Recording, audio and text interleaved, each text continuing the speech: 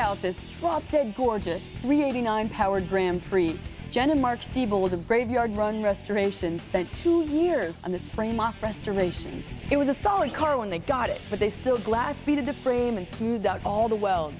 They painted the frame and engine bay gloss black and painted the undercarriage and the exterior saddle bronze. There's 13 coats of clear coat to protect the paint job, and it's got about 15 grand worth of chrome on the exterior and interior. Wow. Power Block is brought to you by Wildtech, America's premier technical training institute. We've got a bronze Pontiac too. Here's an all-new muscle car. On today's show, interior restoration. From headliners to steering wheels, Muscle Car's gonna show you how to do it. And we take a look back at a luxury sport classic.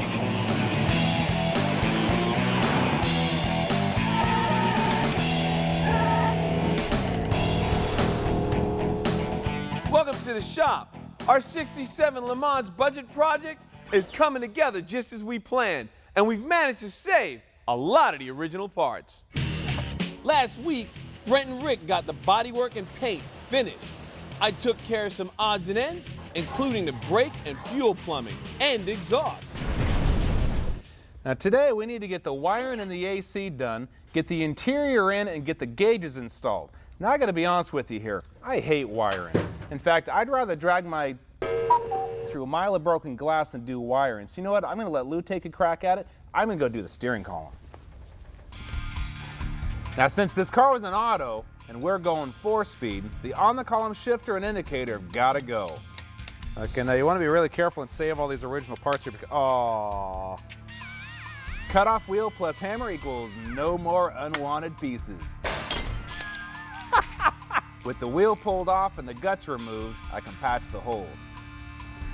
Now for the bigger one, I'm using a piece of steel welded in place. The smaller one gets a glob of JB Weld. And more often than not, you see these old steering wheels thrown in the trash can, but you don't have to do that. You can save them, and it's not that difficult. Rough edges need to be ground down and then filled with 2-part plastic repair. A layer of body filler and a lot of sanding gives it a smooth surface. Now automotive paint, buttered black of course, works just fine for the column and the wheel. Now this thing's looking pretty good, and with a new turn signal switch it's going to work great also. Now while I've been bringing the steering column back to its former glory, Brent's been working on restoring some original pieces too. Now parts that have to withstand rough conditions like bumper brackets and wheel wells need something tougher than paint to protect them. Now that's where powder coating comes in. The parts are hit with a negative charge, and the powder is positively charged, so once you start spraying, the powder is attracted to the part just like a magnet. Now once they're coated, it's into the oven. We're looking for a surface temp of 400 degrees, so we need to wait just a few more minutes on these.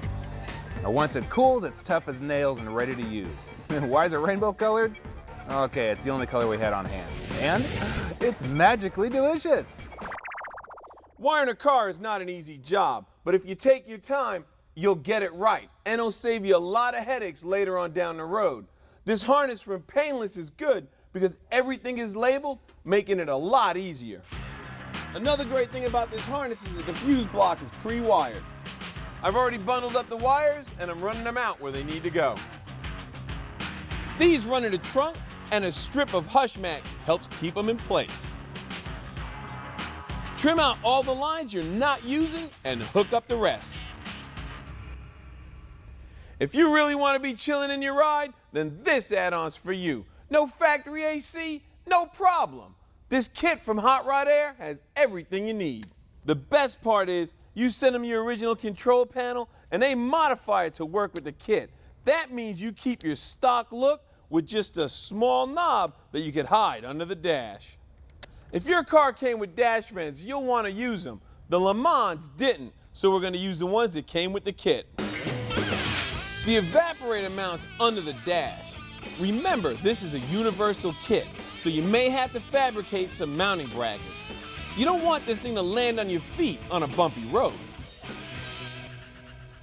I want to use the original defrost vents because they bolt right in and they fit nice and tight. My only problem is using the one from the kit and being able to join it to the old one. I was told a plastic welder could do this. Now, I've never used one before, but I heard Rick has. Did someone say plastic welding? I'll give it a shot, dude. Okay, this plastic welder kit from Matco is pretty cool, and it's not too expensive. Now, once you know what kind of plastic you've got, and yes, that does mean reading the instructions, then you know what kind of rod to use and where to set your heat. The book got pictures? Yes, it does. All right, then we're we're covered. good. We're covered. Okay. Now, make sure the plastic is clean so you'll get good adhesion, and move the welder slow enough to melt the base material. Now, the fumes from this thing had our camera guy a little loopy. You need to use the smoother. I don't think they're toxic, so he must have some other issues. And yes, the round tip is used to smooth out the rough edges. Now, a few minutes to cool and it's ready to install. This makes you a plastic surgeon. Yeah, that fits perfect. Now that everything fits like it's supposed to, I'm gonna take some duct tape and wrap it around just to make sure there's no loose edges. That's one vent down, but we've got several more to go. Wire ties are great for this. Everybody's got some laying around, and they're easy to use. Year One supplied us with the radio. It's an original analog style, but it's really a modern digital inside, complete with a CD changer and speakers, because Brent says it's not really a car without tunes. We're making a lot of progress on our interior projects, but there's lots more to go. Brent's installing the gauges, Rick's putting in the quarter glass. After the break, I'm gonna be installing the AC compressor. Should you tackle headliner installation yourself? Find out after the break. Here's the team that restored the Grand Prix, Jen and Mark Siebold. Amazing job, you guys, with the car. Thank you. That's our motto, is bring them back from the dead, Courtney. Nice. Now, Jen, have you always been into cars? No, actually it started as a crush on this man when I was about 12 years old. I'd sit in the shop and watch him work on cars.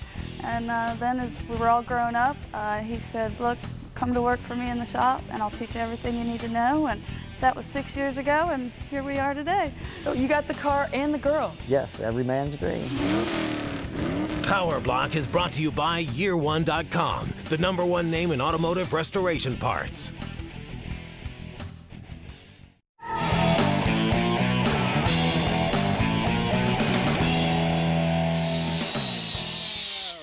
We're back. I've run the AC lines through the firewall, so it's time to mount the compressor. But I've encountered a slight problem. This bracket is made for a 350, not a 326 Pontiac. And to the best of my knowledge, nobody makes one. So I'm gonna do what I gotta do.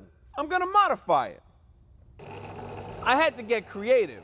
I pulled together some materials I found around the shop and welded everything together to make it work.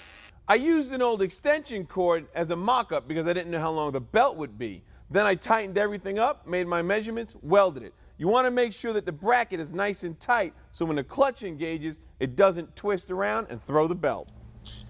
Now, while Lou finishes the AC, Brent and I are working on the interior. We still have a lot left to do. We still have to get the hush mat down, the carpet, the seats, the door panels. There's a lot there. But if you notice, the headliner's already been installed. Now, that takes a lot of patience to do and do correctly, and that's a little something we're short on around here, so we called in an expert. Go ahead and start figuring the code out. Kevin from Heavy's in Lebanon, Tennessee has done hundreds of these, and he dropped by to show us how it's done. So why are you actually steaming it before you put it in anyway? These are box wrinkles, and they'll eventually come out if we don't steam them first. But I like to get them out so the job looks right when I'm ready to walk away from it, it's done.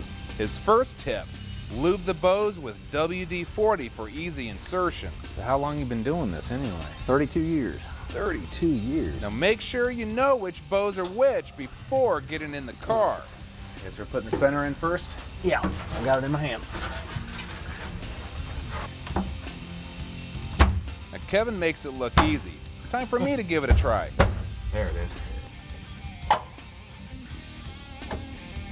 Not too shabby. Now Kevin's using weldwood, which is an industrial grade adhesive specifically for this type of job. If you're trying this yourself, search the local hardware store and you should be able to find some. Once the glue is set, smooth out the wrinkles as you stick it down. The edges and corners get trimmed and tucked in, and the welting holds it in place and hides the raw cuts. The sail panels need to be glued in before the rear deck.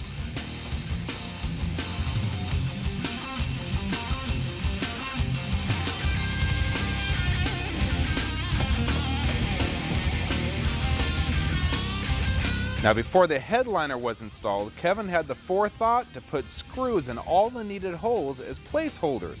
When the time comes to install the mirror bracket, visors, dome light, and coat hooks, just feel for the screws and snip the holes.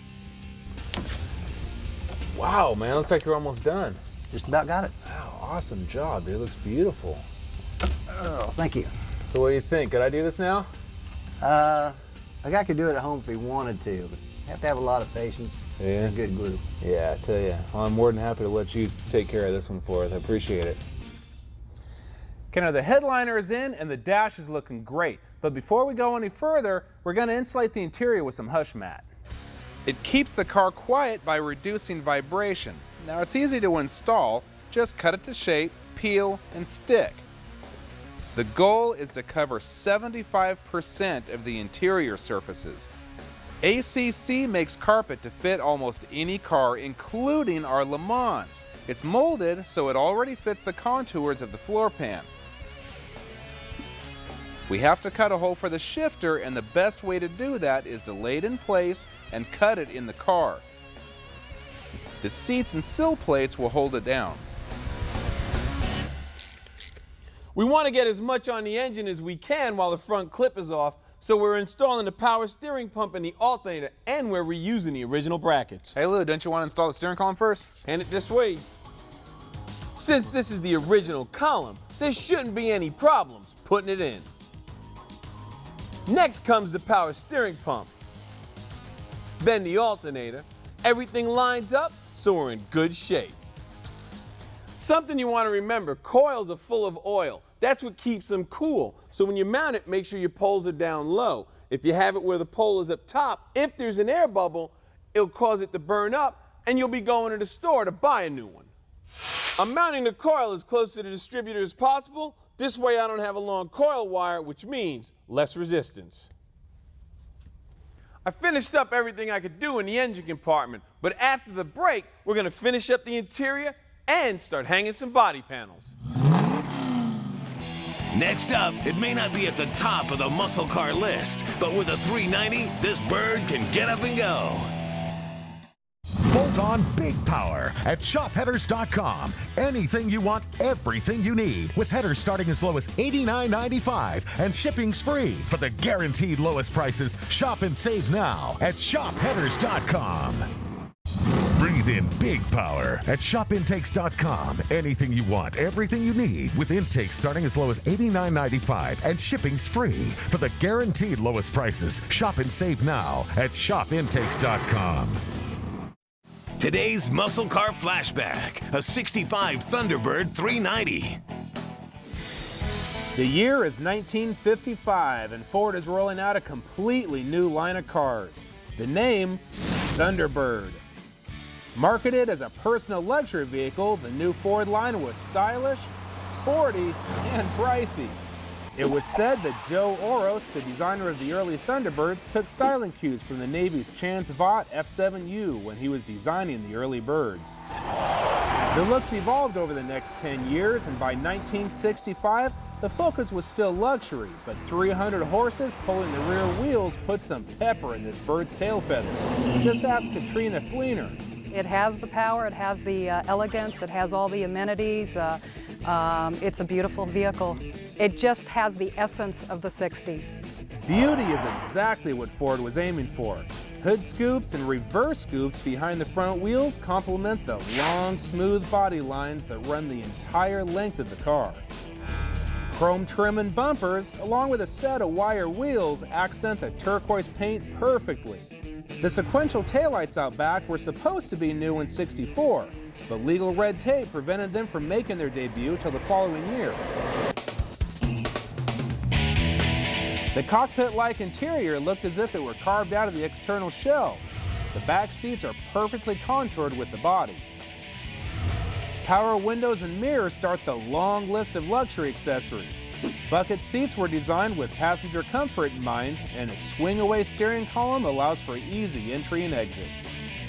AM/FM radio with reverb, controls and gauges that look like they belong in an airplane, and a factory-installed AC. But who needs it? There's only one way to roll in one of these. Oh, always the top down.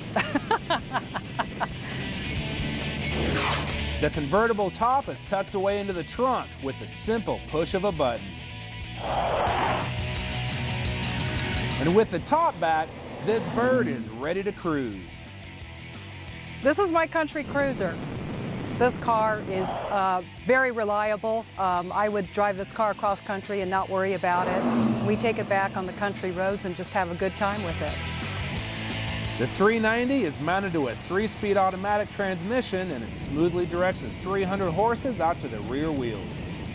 Power disc brakes were new in '65 and replaced the drums from earlier models. Fade and water resistance is important on a 2-ton vehicle capable of 120 miles an hour. Katrina picked up this beauty a few years back from the original owner.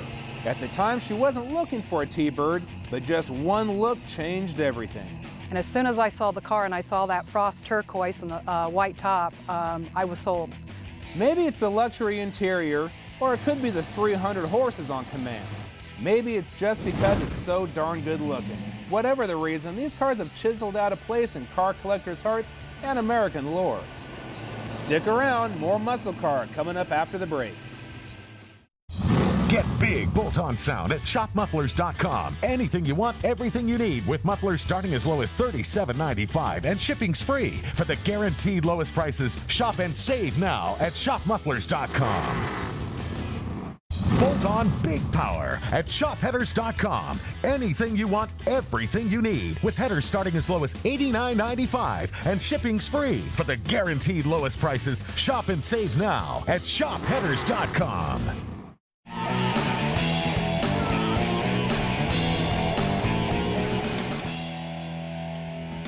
Hey, we got our seats in the LeMans and the interior is done except for just a few more details. Again, we recycled as many old parts as we could, but we did end up having to order some things, like the visors. Now, I've been building and painting cars for a lot of years, and I've been to a lot of car shows, had a lot of cars in car shows. One thing I've noticed time and time again over the years is that even though a car may really grab your attention from across the lot, sometimes you walk over and take a look at it and the interior is trash. You know, you see wires hanging out from under the dash, loose knobs, torn upholstery and whatnot. It really detracts from the vehicle as a whole. Now, I know that the interior may not be the most exciting part of a vehicle build, but it really needs to be done correctly. And if it's done correctly, it can add to the whole experience of driving and comfort and whatnot. And it can actually make it feel like a brand new car. You don't mind driving it to the shows instead of trailering it. Now, I know our LeMans here is still a work in progress, and it's really coming together nice, and it's going to be something that we can be proud of. So I'm going to continue working on it here and see how close I can get it back to stock. I've still got to get our slave cylinder mounted. This is one more thing that's going to require some modification because of our 4-speed conversion. I'm using this original hole in the firewall, and I've modified the mounting plate. Rick, give me a hand with this, man. Sure. Now, this is actually the old fuse box hole. We only need to drill one hole, and the wider mounting plate will add the surface area needed to secure it. We modified the pedal with an added piece to line it up with the clutch master cylinder. Sweet, Lou, get to start hanging some body panels. That's right. The first thing that goes on is the doors, the fenders. After that, we can finish up the wiring, and then the trim and the bumpers. All right, well, let's not forget about the glass. I don't like getting bugs on my teeth when I'm driving. Next time you see the LeMans, we're going to finish it up, and then we're going to be tearing up some pavement. Later. Hell yeah, let's do this.